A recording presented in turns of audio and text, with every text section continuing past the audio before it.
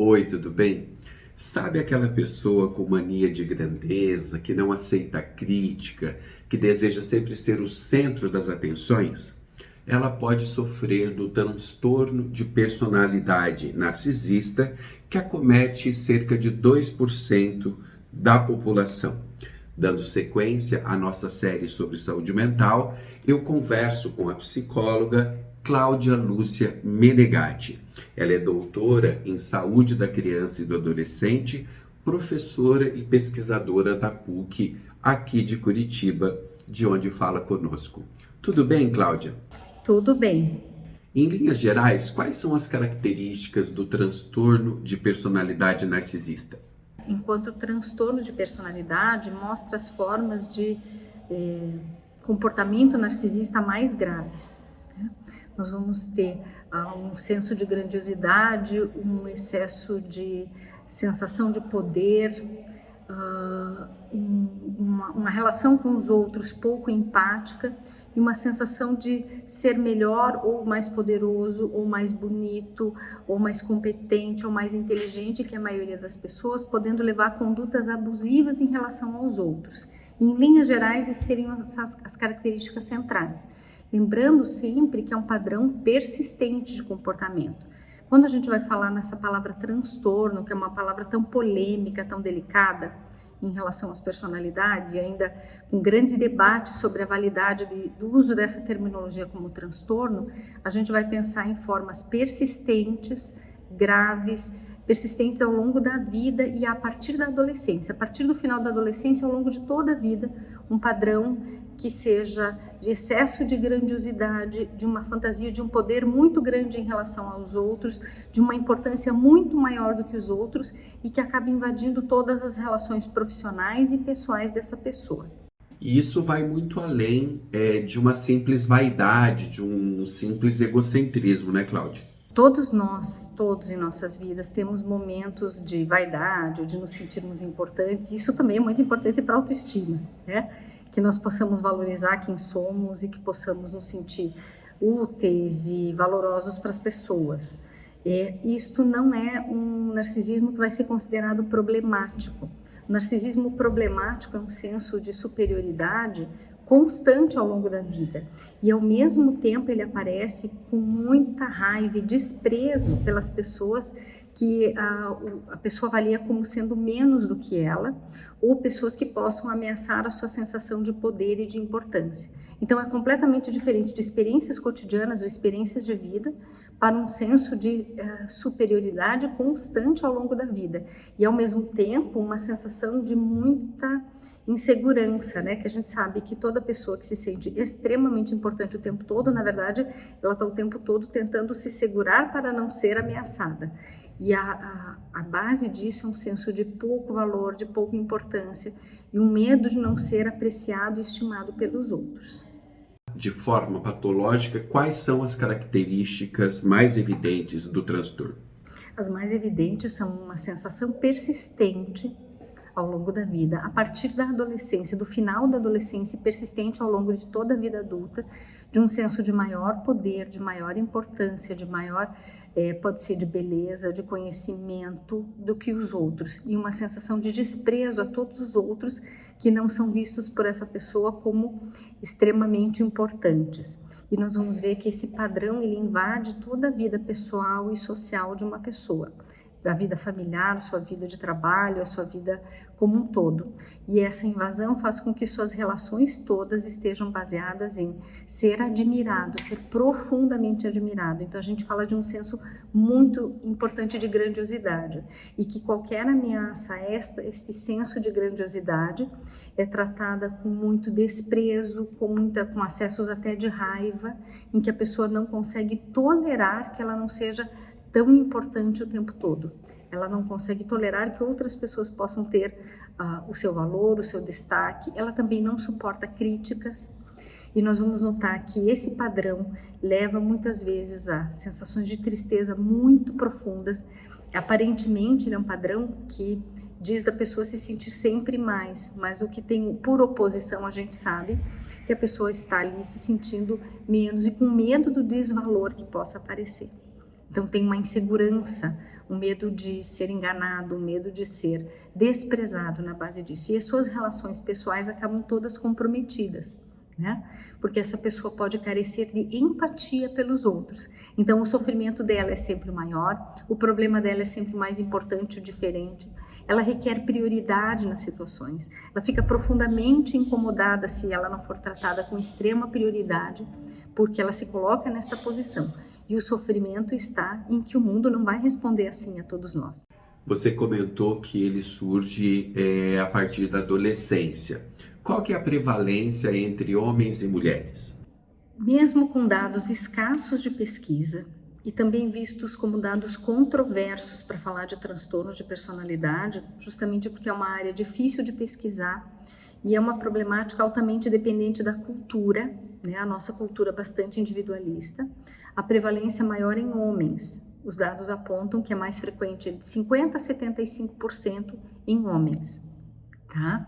E esses fatores de gênero parecem estar associados ao seguinte, a uma resposta maior ao estresse próprio do organismo do homem. Nós temos também um desenvolvimento menor de empatia em todo o processo de socialização dos homens, e também nós temos uma cultura altamente individualista e que também requer do homem cada vez mais essa posição de poder.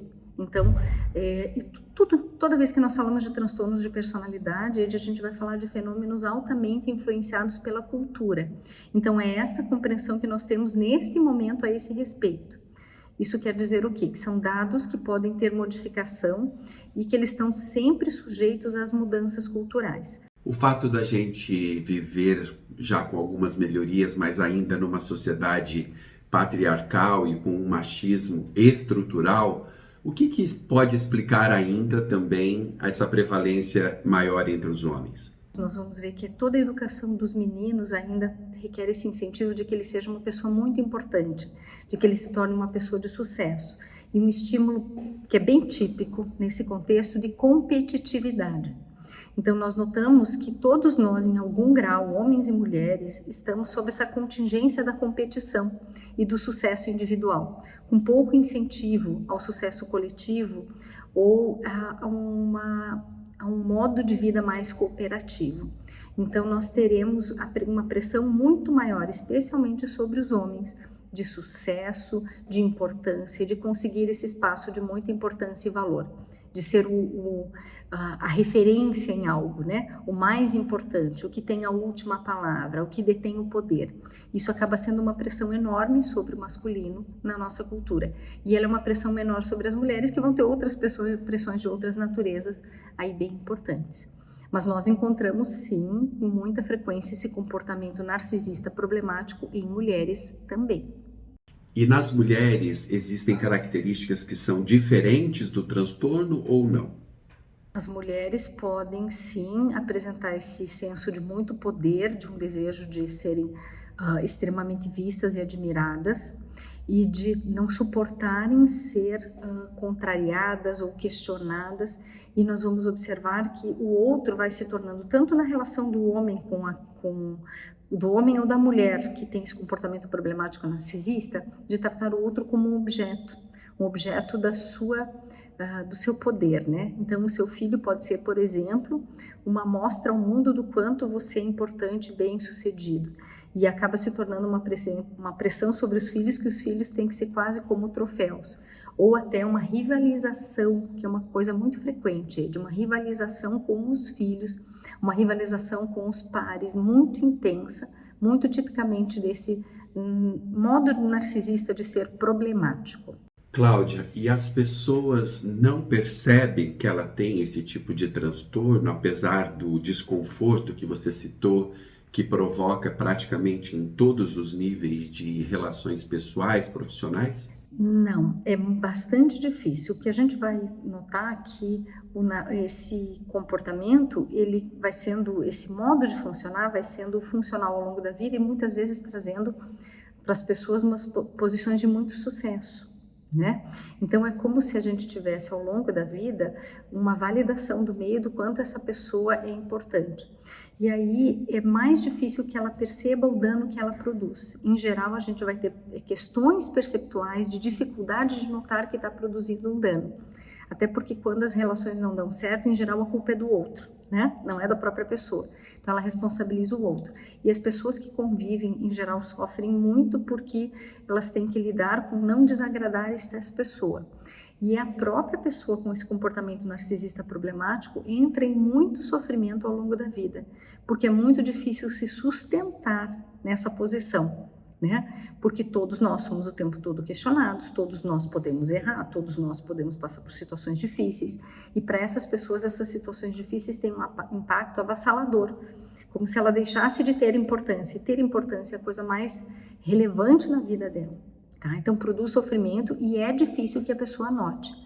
Em geral, quando a pessoa começa a notar, nós temos que ter um cuidado grande porque há um risco grande de deprimir. Então, nós temos, em geral, nesse processo da pessoa ir percebendo um risco de deprimir e ir para um outro polo, né? Outro polo, o polo de profundo desvalor, né? Quando todos nós, na verdade, funcionamos melhor numa linha, num caminho do meio, né? Nem tanto ao mar, nem tanto à terra. Quais os critérios para fechar o diagnóstico?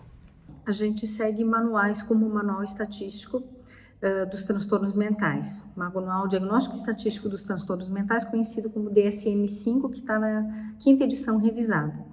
Nesse manual, ele coloca 9 critérios e a pessoa deve cumprir 5 dentre esses 9, que vão falar desse padrão muito grande de necessidade de admiração, de uma necessidade de brilho pessoal, uma sensação de desprezo em relação aos outros e vários outros critérios que vão falando desse, por exemplo, um sentimento frequente de ser invejado ou de inveja dos outros. Mas eu gostaria de destacar que quando a gente fala de transtornos de personalidade, mais frequentemente a gente tem formas mistas e que esse que está posto no manual é da forma grave, mais séria e mais danosa à pessoa. Então que nós pudéssemos não nos prender tanto nos critérios, mas observar o sofrimento que isto causa à pessoa e o sofrimento que causa a quem convive com ela, né?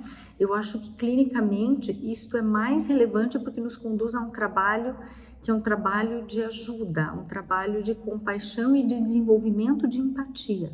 Por exemplo, um dos critérios fala da carência de empatia em relação ao outro, né? E quando a gente fala desses critérios, carência de empatia em relação ao outro é uma coisa quase, ela envolve um quantum de subjetividade para você poder diagnosticar.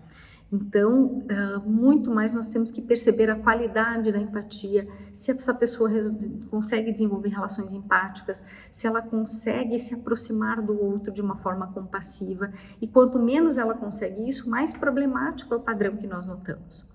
Então, minha fala, eu gostaria de dirigir, Ed, para uma não prisão, uma não fidelidade absoluta a critérios expostos em manuais, até porque os manuais mudam, né? Eles estão muito atrelados à cultura e eles são escritos também dentro de uma cultura. Esse manual é escrito dentro de uma cultura americana.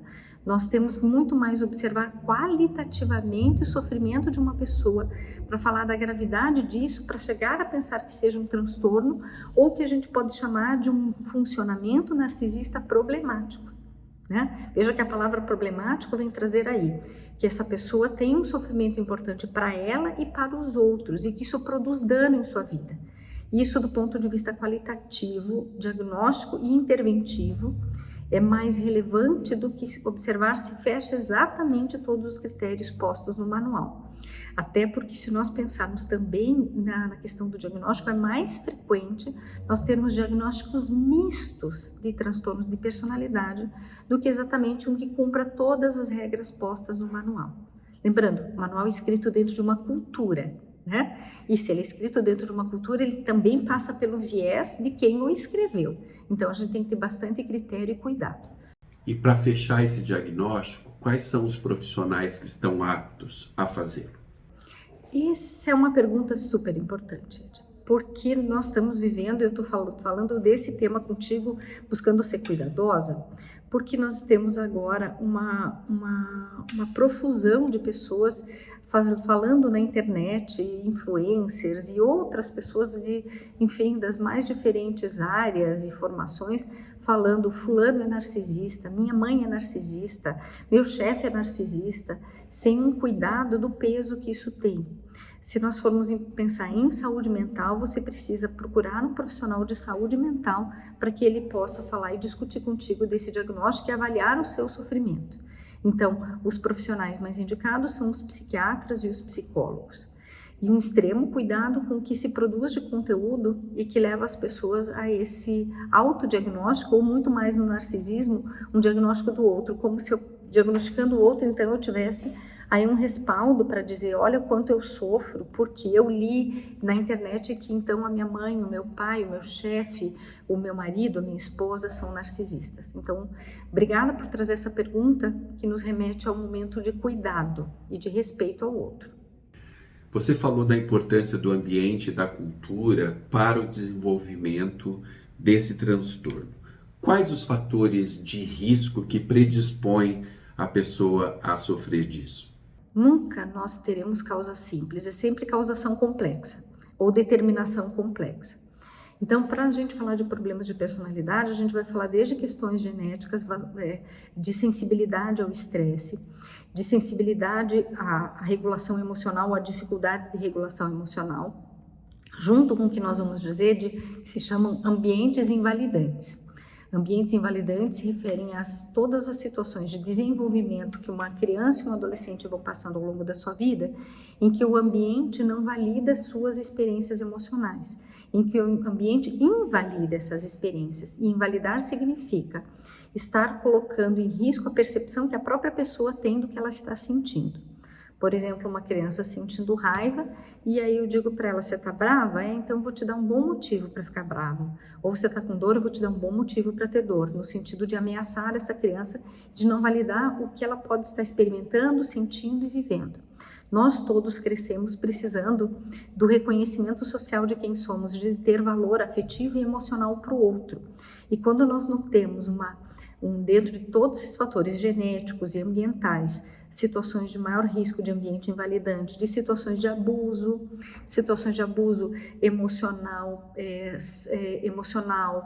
sexual, físico, nós temos a maior chance de desenvolver problemas emocionais, entre eles os transtornos de personalidade. Então, são uma multiplicidade de fatores que combinados podem levar a. Nós temos sempre muito cuidado de não colocar causação simples, porque senão a gente vai de novo para aquilo que a gente estava falando antes, né? Para essas falas que têm aparecido com muita frequência divulgadas nas redes sociais, que promovem esse senso de causação simples. Então, se isto aconteceu, então a pessoa terá um transtorno de personalidade, ou a pessoa é um narcisista, ou enfim. E a gente vai notar que nas histórias todas dos transtornos de personalidade como um todo, a gente vai encontrar histórias de muito sofrimento. Como é o tratamento? O tratamento ele tem dois grandes pilares, né? O tratamento psicoterápico e, em alguns momentos, o apoio medicamentoso aí com os nossos colegas que são psiquiatras. Mas não há medicação específica para transtornos de personalidade. O que o psiquiatra vai acabar avaliando e medicando é se tem algum sofrimento associado, que é muito frequente. São muito frequentes os episódios de depressão, são muito frequentes os episódios de alta ansiedade, porque, veja, se manter sendo importante gera muita ansiedade, né? Se manter nesse senso de grandiosidade é estar constantemente sendo ameaçado por perder essa grandiosidade. Então, são muito frequentes episódios de depressão, de ansiedade. Em algumas situações a gente encontra sinais de bipolaridade em comum, e isso daí vão para o campo do atendimento do psiquiatra. Para a psicoterapia, a gente vai falar de uma coisa muito, muito trabalhosa e muito específica, que é o desenvolvimento do self. É trabalhar com essas pessoas, ao longo da psicoterapia, um aumento do senso de eu, um aumento do senso de competência sua no mundo e de estabelecer as relações e os limites entre eu e os outros, e um desenvolvimento progressivo de empatia. Né? Isso pode ser feito nas mais diferentes linhas psicológicas, com seus diferentes aportes epistemológicos, mas que vão caminhar no sentido de desenvolvimento do autoconhecimento e de um senso de eu menos suscetível às críticas e ao ambiente externo. Se você pensar aqui, por exemplo, esse narcisismo problemático, ele é extremamente suscetível à admiração do outro. E quando essa admiração não vem, vem um senso de não existência, um senso de muito sofrimento, um senso de desvalor. Então a gente vai trabalhando ao longo da psicoterapia para que essa pessoa possa se conhecer, possa estabelecer melhor os seus limites. Ao estabelecer mais progressivamente os seus limites, ela mesma passa a ser fonte de autocuidado e fica menos suscetível à possibilidade de não ser admirado, à possibilidade de se sentir invejado e, finalmente, à possibilidade de se sentir não amado, não querido. E é possível falar em cura ou apenas controle? Para a gente falar em cura, a gente teria que estar falando em doença. Como a gente aqui não fala em doença, isto não é uma doença, então a gente não utiliza a palavra cura, ela não se aplica. Né? A gente procura aqui modos de que a pessoa tenha uma vida melhor, que ela tenha uma vida valorosa, que ela sinta que a sua existência tem sentido e valor. Isso é mais, se aplica muito mais a esse tipo de sofrimento e de problemática, né? Porque como a gente não trabalha com o modelo de que isso é uma doença, mas sim até o próprio DSM, quando ele fala de transtorno, ele está tentando libertar a palavra do senso de doença. A gente vai entender aqui como um modo de existir, um modo de funcionar produtor de sofrimento. Então, a palavra que se aplica não é cura, mas viver com uma vida mais valorosa, uma vida de mais sentido, onde eu possa amar e ser amado. E como os amigos, familiares, colegas de trabalho podem, então, conviver, né, adquirir formas de ter uma relação minimamente saudável com pessoas que sofrem desse transtorno? As pessoas que são próximas são diretamente e diariamente convocadas a reforçar esse valor. E poder dizer que a pessoa tem valor mesmo quando algo não dá certo. Né? Eu estou pensando muito até nas crianças, né? Você poder ajudar as crianças a passarem pelas experiências de não dar certo, de fracasso, e que elas continuem sentindo que elas têm valor como ser humano.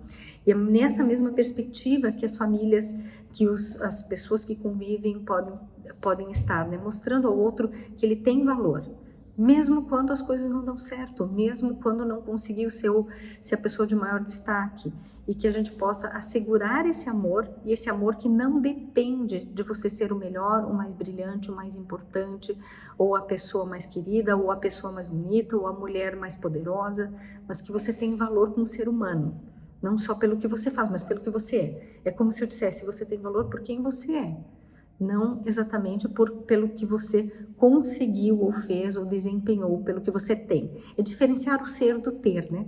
Você poder falar mais do ser e se deslocar um pouco de que a nossa cultura ela é uma cultura individualista, ela é uma cultura capitalista, em que o ter tem muito valor. E a gente, com muita frequência, confunde o ter com o ser. E o convite de quem convive com essas pessoas é poder valorizar mais o ser, o valor que ela tem como humano. Cláudia, obrigado pela excelente entrevista. Muito obrigada pelo generoso convite. Eu agradeço muito essa possibilidade de estar com vocês. Nos próximos vídeos, continuaremos a falar de temas que envolvem a saúde mental. Obrigado pela atenção. Tchau!